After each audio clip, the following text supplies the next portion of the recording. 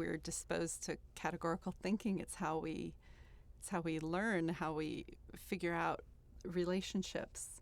And categories can be quite useful too, especially in making comparisons, which can also help to distinguish differences. But definitely the categorical art historical narratives need to be challenged and expanded. I don't think we need to throw them out completely, but once in a while setting them aside and forgetting about the categories and the labels for a while, I think can be an important exercise. If you can immerse yourself in a locality, at least that's been my attempt, my practice, to immerse yourself in a locality and saturate as much as possible in that particular context, I think that's a good way of creating new knowledge that can challenge categorical thinking.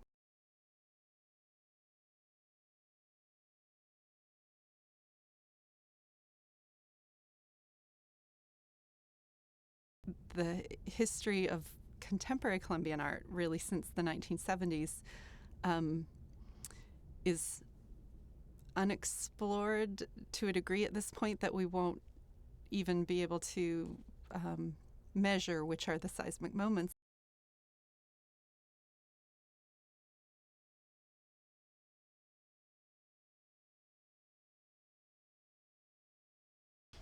Absolutely. I think the dominant practices now, which revolve around participatory art, installation, performance, video.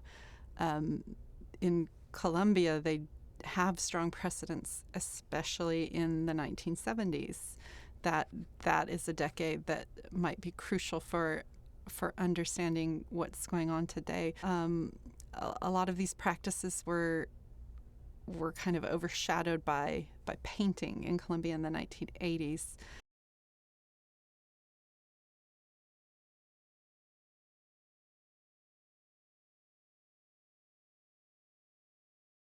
I do understand the impulse to use the term global, because there are certain practices in the art world that seem so common in art scenes all over the world. But personally, I don't like that term. It has such a connotation of, this nice whole sphere, this contained object.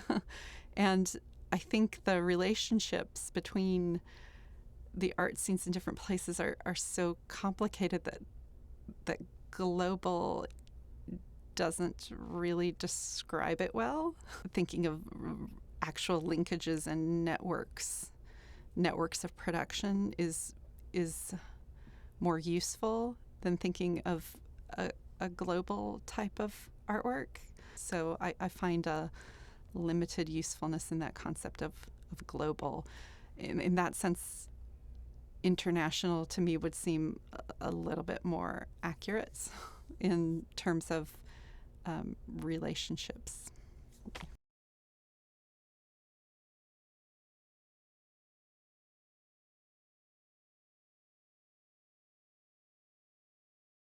I think both approaches can work, but as an art historian, my practice has been very grounded into understanding of a social context. So I personally think that a better understanding of the region, of the context, is incredibly important in order to avoid certain misconceptions. I do think that visibility of the region is crucial, and that the role that institutions like MoMA can play in bringing visibility to the region is important.